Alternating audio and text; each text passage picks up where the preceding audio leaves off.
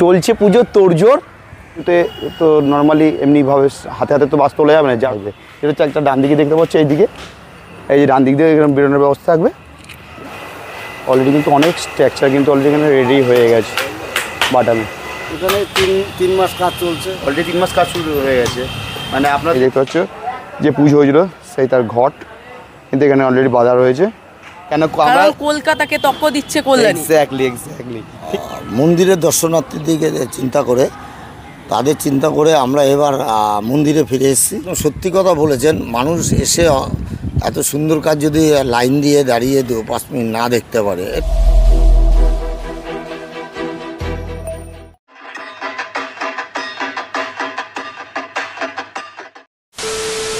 ঢাকে পড়বে কাঠি, পুজোর আর দিন আসি বাকি, চলছে পুজোর তোড়জোড়। তাই তো আজকে আমরা চলে এসেছি কল্যাণী ITI মোড়। দুর্গাপূজা নামটা শুনলেই আমাদের মন আনন্দে ভরে ওঠে। আর দুর্গাপুজো মানেই আমাদের বাঙালিদের কাছে ভালোবাসা, আবেগ এবং একটা উৎসব। আমরা জানি দুর্গাপুজোর আর হাতে গোনা মাত্র 80 দিন মতো বাকি, এবং কলকাতা তথা পশ্চিমবঙ্গের বিভিন্ন জেলায় জেলায় পুজোর অলরেডি কিন্তু তোড়জোড় শুরু হয়ে গেছে প্রস্তুতির।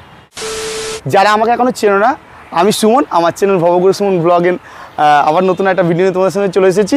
আর যারা এখন আমার চ্যানেলটি সাবস্ক্রাইব করেন, বেল করে নোটিফিকেশন অন করে আমার চ্যানেলটি সাবস্ক্রাইব করে আমার পাশে থাকো। আর ভিডিও ভালো লাগলে অবশ্যই লাইক, কমেন্ট আর শেয়ার করতে ভুলো না, কেন তোমাদের একটা লাইক, কমেন্ট আর শেয়ারে কিন্তু আমরা অনেকটাই অনুপ্রেরণা পাই। তো চলো বন্ধুরা, আজকে ভিডিওটা এখান থেকে শুরু করছি।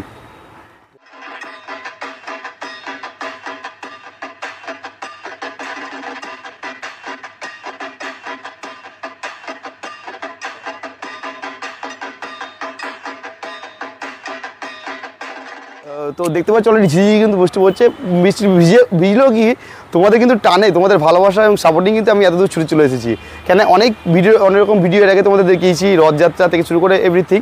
তো এখন আমি যেহেতু সামনে পুজো 80 দিন মতো বাকি, সেই কারণে আজই চলে এসেছি কল্যাণী লুমিনিয়াস ক্লাবের যে ITI মোড়ের। এবছর ওদের পুজোর বিশেষ আকর্ষণ অলরেডি দেখতেই পাচ্ছ, আমাদের যেটা হচ্ছে ব্যাংককের অরুণ মন্দির, এবং তার যে প্রিপারেশান মানে প্রস্তুতি 60% কাজ কিন্তু ওদের কমপ্লিট। দেখতে পাচ্ছ অলরেডি কিন্তু এখানকার যারা কর্মীরা তোড়জোড় করে কিন্তু কাজ করছে। এটা জুম করে দেখাও বন্ধুদের, যে অলরেডি কিন্তু তুমি দেখতে পাচ্ছ বৃষ্টি পড়ছে ঝিঝিঝি করে, কিন্তু সেটাকে সেই প্রতিকূলতাকে উপেক্ষা করেও কিন্তু তারা জোর কদমে কিন্তু কাজ চালিয়ে যাচ্ছে। এই যে এন্ট্রি গেট থাকবে, এইটা পুজো প্যান্ডেলের মেন এন্ট্রেন্স থাকবে এইখানটায়, এইখান থেকে দেখতে পাচ্ছ এন্ট্রেন্স থাকবে এটা, এবং তার ডান দিকে দেখতে পাচ্ছ এরকম বাঁশের স্ট্রাকচার দিয়ে তৈরি হচ্ছে। এদিকে একটা টাওয়ার যার কাজ অলরেডি চলছে, এবং বাঁ দিকেও ঠিক তার আর একটা স্ট্রাকচার তৈরি হচ্ছে, মানে একদিকে একটা টাওয়ারের মতো তৈরি হচ্ছে দেখতে পাচ্ছ। এবং এই যে হচ্ছে মূল মন্দির যেটা তৈরি হচ্ছে অরুণ মন্দির, তার এই যে এই যে মূল একদম যে এন্ট্রি টেনে তোলা হবে। এই উপরে যারা কর্মীরা আছেন তারা কিন্তু এটাকে আস্তে আস্তে টানবে, তারা অলরেডি টানতে শুরু করে দিয়েছে দেখতে পাচ্ছ।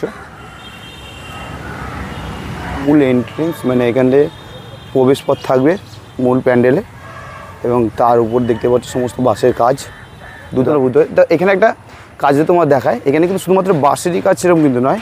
তোমাদের প্রথমেই বলছিলাম যে ওরা কিন্তু আমাদের যেমন নতুন নতুন জিনিস উপহার দেয়, সেমন কিন্তু ওরা সুরক্ষার দিকটা মাথায় রাখে, যার ফলে কিন্তু এখানে বাঁশের পাশাপাশি বিভিন্ন শাল গাছের যে পোল হয় সেগুলোও কিন্তু পুঁতে এটাকে মজবুত করা হয়েছে দেখতে পাচ্ছ তোমরা অলরেডি।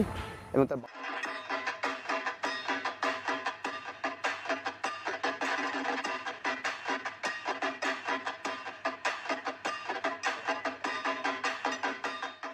তো বন্ধুরা অলরেডি কিন্তু আমরা মূল যে পূজা মণ্ডপ হবে যেখানে, তো সেইখানে কিন্তু আমরা চলে এসেছি। তো এবং তোমরা এখানে দেখতে পাচ্ছ ওদের কিন্তু পূজা মণ্ডপের ভিতরে কিন্তু বিশাল আকর্ষণ থাকে প্রত্যেকবারই। তো সেরকম নতুন চমক তো থাকবেই, প্রতিমার মধ্যেও থাকবে এবং ভিতরটার মধ্যেও অনেক চমক থাকবে। তো অলরেডি সেই জায়গাটা তোমাদের দেখায়, এই যে মূল যেখানে প্রতিমা বসবে সেই জায়গাটা হচ্ছে কিন্তু এই জায়গাটা। মণ্ডপের ভিতরে তোমরা প্রবেশ করার পর ওদের কিন্তু যে সিস্টেমটা থাকে, এন্ট্রি করার পর দুদিক দিয়ে বের হওয়ার জায়গা থাকবে।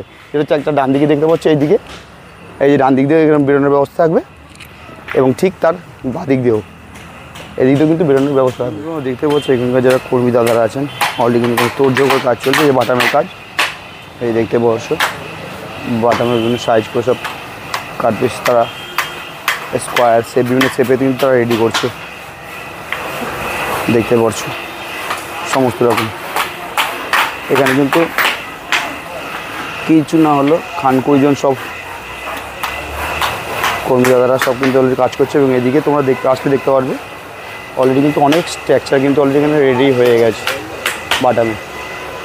কিন্তু সব স্থানীয় না বাইরে থেকে এসেছেন আপনারা? এখানে স্থানীয় আছে, বাইরের লোকও আছে। আচ্ছা আচ্ছা, আপনারা কোথা থেকে এসেছেন? আমাদের বাড়ি হাবড়া ফুলতলা। আচ্ছা, হাবড়া থেকে এসেছে এবং বিভিন্ন জায়গা থেকে সবাই এসেছে। আচ্ছা, এখানে আপনারা কতদিন ধরে কাজ করছেন? এখানে তিন মাস কাজ চলছে। অলরেডি 3 মাস কাজ শুরু হয়ে গেছে। আর আপনার নাম কি? আমার নাম অজয় তরফদার। অজয় তরফদার। আপনি হাবড়া থেকে এসেছেন বলুন। অলরেডি বন্ধুরা তোমাদেরকে আমি দেখিয়ে নিলাম যে এখানকার যারা কর্মী আছেন তারা কিন্তু অলরেডি যারা বাটামায় কাজ করছে তাদেরকে কিন্তু তারা কিন্তু জোর কদমে কিন্তু কাজ করছে। এবং এখানে তোমাদেরকে বলি যে অক্ষয় তৃতীয়ার দিন যে ওদের খুঁটি পুজো হয়েছে, তো যে খুঁটিটার উপর বেস করে মানে পুজোটা শুরু হয়েছিল এবং তারপর বেস করে যে এত বড় স্ট্রাকচার তৈরি হয়েছে, এত বড় প্যান্ডেল বা পূজা মণ্ডপ তৈরি হয়েছে, তো চলো তোমাদের সেই খুঁটিটাকে আমি তোমাদেরকে একটু করে দেখাই, তোমরা একটু দেখো। এই যে সেই খুঁটি অলরেডি কিন্তু তোমরা আশা করি দেখতেই পারছো, এই দেখতে পাচ্ছ যে পুজো হয়েছিল সেই তার ঘট। কিন্তু এখানকার এক স্থানীয় ভাই তোর সঙ্গে এখানে এসে পরিচয় হলো। তোর নামটা কি শুনি তো ভাই? তোর নাম? শুভদীপ মণ্ডল। শুভদীপ মণ্ডল। কি স্কুলে পড়িস? হ্যাঁ। তো অলরেডি দেখতে পাচ্ছ ও কিন্তু স্কুলের সবেমাত্র স্কুল ছুটে গেছে তো, হ্যাঁ। এই স্কুল থেকে ফিরছে। প্রত্যেক বছর এখান থেকে প্রচুর মানুষ আসে, তো এবছরও তো বিশাল হ্যাঁ, আসবে। লোকজন আসবে। হ্যাঁ। তা তোদের এই পূজার সময় তোদের এখন ফিলটা কি হয়? আমাদের ফিল মানে এখানে দেখো মানে অনেক লোক আসবে, আমাদের একটা গর্ব হয় যে মানে এই আমাদের কল্যাণী শহরে এত বড় একটা পুজো হয়, মানে এত লোক আসে দেখতে। আমাদের মানে কলকাতার থেকে মানে এখানে দেখতে আসে এত লোক, খুব আনন্দ হয়। খুব আনন্দ হয় মানে সত্যিকার এটা তো হ্যাঁ। বটেই, গর্ব তো হবেই, কেন আমরা কারণ কলকাতাকে টক্কর দিচ্ছে কল্যাণী। এক্স্যাক্টলি। তো ফাইনালি বন্ধুরা আমরা অবশেষে আমাদের সৌভাগ্য হয়েছে বলতে পারো এক প্রকারে। এইখানকার মানে এই যে পুজো, এত বড় পুজো, যে এখানকার যে থিমের পুজো হয় তার যে মূল কারিগর যিনি থাকেন, মানে মেরুদণ্ডই বলতে পারো এক প্রকারে, যে কাকুকে অলরেডি পরিচিত মুখ। তো অলরেডি কাকুর সঙ্গে পরিচয়। কাকু কেমন আছেন? ভালো আছে। আচ্ছা আচ্ছা। তো একটু আপনাদের এই যে পুজোটা অলরেডি এখনও 80 দিন মতো বাকি এবং তার যে প্রস্তুতি আমরা এসে এখানে দেখলাম, তো এখানে কতদূর কে গিয়েছে একটু যদি বলেন।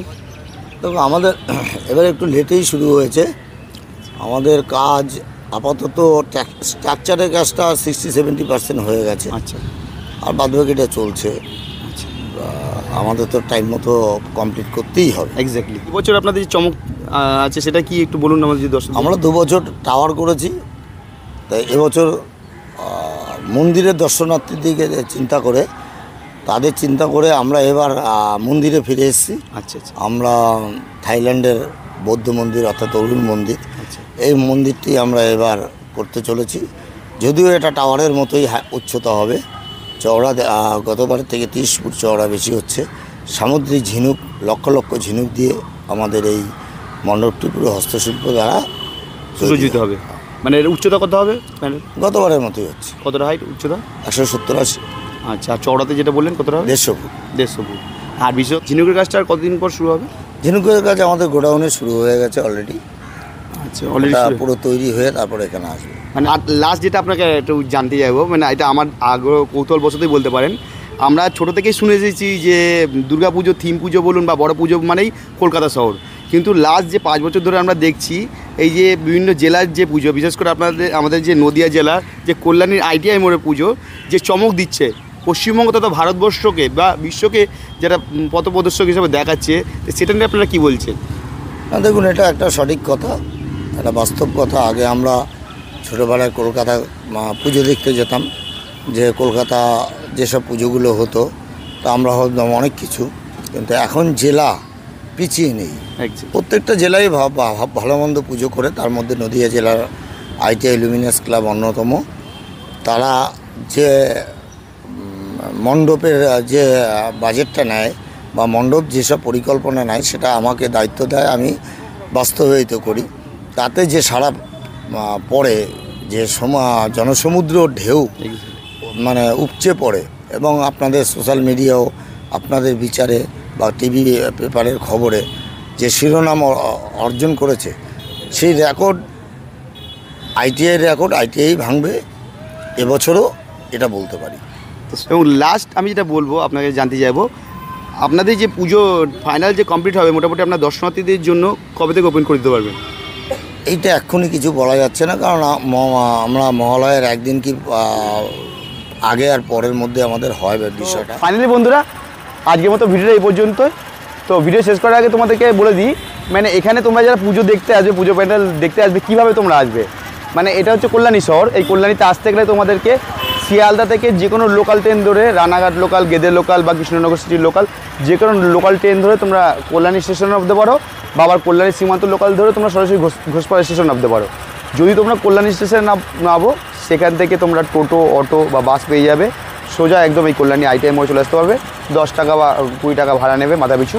আর তোমরা যদি ঘোষপাড়াতে আসো, এই যে ঘোষপাড়ায় আসলে তোমরা মোড়টা তোমাদের দেখায়, এই যে মোড়টা দিয়েছে চৌদ্দমাথা মোড়, মানে আইটিআই মোড় বলা এটাকে। এবং এই যে ডান দিকেই, তার যে ডান দিকে সেটা হচ্ছে স্টেশন রোড, মানে ওখান থেকে এসেই তোমরা সোজা একদম হাঁটা পথে মাত্র 3 থেকে 4 মিনিট লাগবে, তোমরা সোজা একদম প্যান্ডেলের পূজা প্যান্ডেলের কাছে চলে আসতে পারবে। তো এটা হলো। এবং যারা তোমরা কৃষ্ণনগর বা রানাঘাট থেকে সেম একইভাবেই তোমাদের কল্যাণী স্টেশনে নামতে হবে লোকাল ট্রেন ধরে, এবং সেখান থেকে তোমরা টোটো, অটো বা বাসে করে খুব সহজেই এখানে চলে আসতে পারবে। হ্যাঁ, তা চলো বন্ধুরা, আজকের মতো ভিডিওটা এই পর্যন্তই। মানে কল্যাণী আইটিআই মোড়ের পুজো প্যান্ডেলের প্রস্তুতি কত দূর তোমাদের সেটা দেখালাম 80 দিন আগে। যদি আবার সম্ভব হয়, যত পুজো ঘনিয়ে আসবে, আমাদের আবারও যদি সম্ভব হয় শেষ মুহূর্তের পুজো প্যান্ডেলের প্রস্তুতি কত দূর সেটাও তোমাদেরকে দেখানোর চেষ্টা করব। তো আশা করব আজকের এই ভিডিওটাতে তোমরা যথেষ্ট সাড়া দেবে এবং আমাদের পাশে থাকবে, আমাদের সাপোর্ট করবে, বেশি বেশি করে লাইক করবে, কমেন্টস করবে, আর চ্যানেলটা প্লিজ বেশি বেশি করে শেয়ার করো। চলো বন্ধুরা, আজকের মতো এই পর্যন্ত। টাটা, সিউ, খুব নেক্সট ভিডিওতে দেখাচ্ছি।